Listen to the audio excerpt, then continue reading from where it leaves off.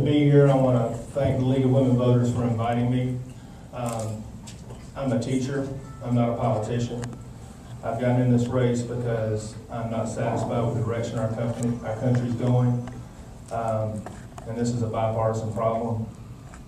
If the Democrats or Republicans have been doing what they're supposed to be doing for the past 20 years, I will be putting on a whistle after school instead of a tie and campaigning, because I had 10 years left. I was going to continue my teaching career and my coaching career and retire after 30 years. But the way things are, Congressman Westmoreland was running unopposed, and I was fired up by the health care debate and intrigued by all the melodramatics over that. And so here we are. My goals when I get to Washington are to provide bipartisan leadership. I want both parties to work together for the benefit of Americans. I want to represent my district. I want to improve education. Most of all, I want to bring jobs to the district. When I talk to people in the district, their main concern is jobs. There's too many people out of work. You have college people that have been, college graduates that have been playing by the rules all their lives, and they can't find a job suitable for them. You have people that have master's degrees and 20 years experience. They can't find a job. We have to bring jobs. We need to bring energy independence, and I have a plan that will bring all three together: education, jobs, and energy independence. There's a company in Toledo, Ohio, First Solar, that will work with companies, universities, secondary schools, post-secondary schools in this district to create an educated workforce with which they can learn to be solar engineers, as they are in Toledo, Ohio. They've gained 6,000 jobs through this program. They've created degrees in solar engineering. They're graduating masters in solar engineering and installation. We can do that at our local universities here and create an educated workforce.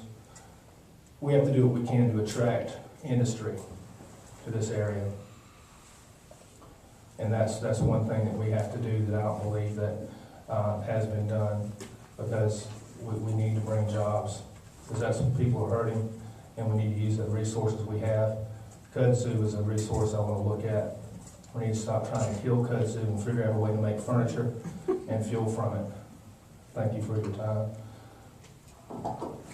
Thank you, Mr. Saunders and Mr. Westwater.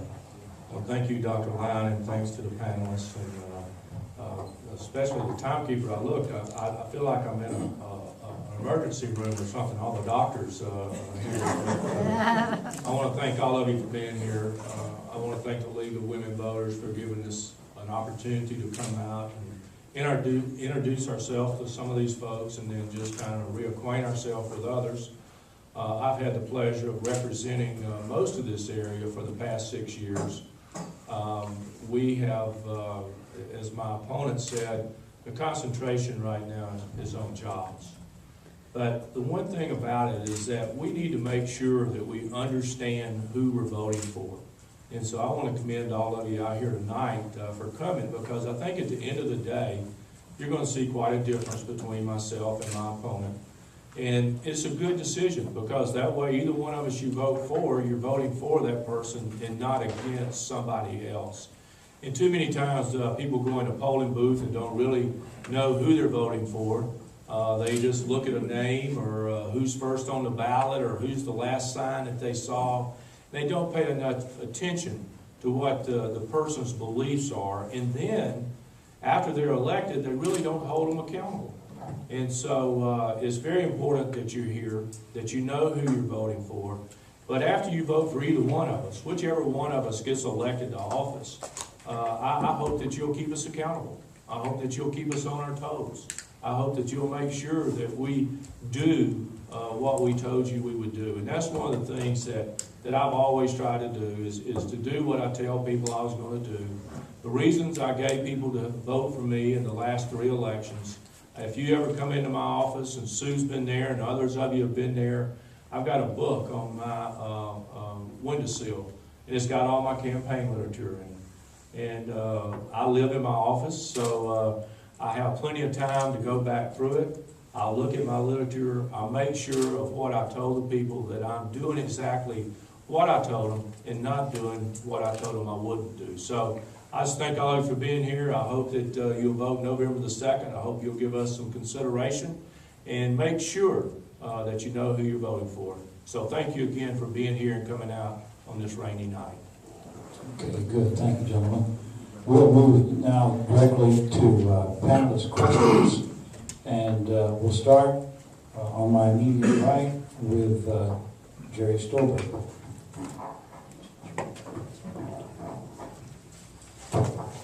This question deals with the water war and a solution to it.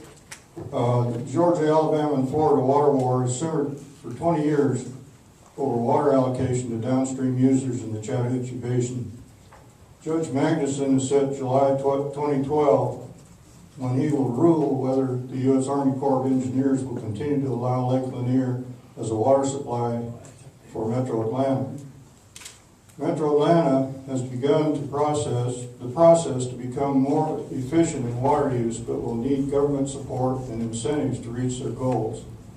Will you support Metro Atlanta conservation efforts with funding and thereby increase downstream water quality and quantity? And the second part of the question is, if a deal is reached, Congress will have to reauthorize Beaufort Dam to include drinking water. How would you get a favorable vote from the other 47 states?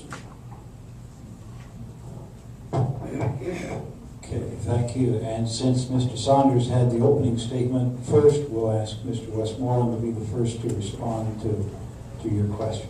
Thank you. Dr.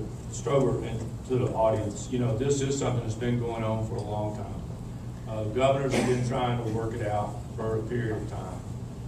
It's been several lawsuits. The Corps of Engineers is given the responsibility to run the river system. And as you probably know, we have had problems with Fish and Wildlife, the Endangered Species Act, and other things that have attributed to the problems that we have with the water war. The Chattahoochee and the Tallapoosa River and the Flint River were made to be a system. That was a system. Under President Carter, the Flint leg of that system was taken out. The drinking water that Atlanta and the other municipalities pull out of it, I really believe that the people that were in Congress, when they authorized the lake, had no idea that they would need to put authorization in the bill for Beaufort Dam for humans to be able to consume it. I just don't believe that. And so I think that the first responsibility is for human consumption. Judge Magnuson's decision has opened up a whole can of worms in other states that have poor lakes, that water is being drawn out for drinking purposes with no congressional authorization. And so I think that we're going to look at it as a whole, all 50 states, because about 42 of them are involved in it. And with that, we're all going to have to work together to make some type of reauthorization for these lakes so we can at least have some human consumption out of it. And I do think the city of Atlanta has done a really good job with their water consumption issues that they've had in the past, and I certainly support them, but they have been getting their funding from their own resources. Okay, Mr. Saunders.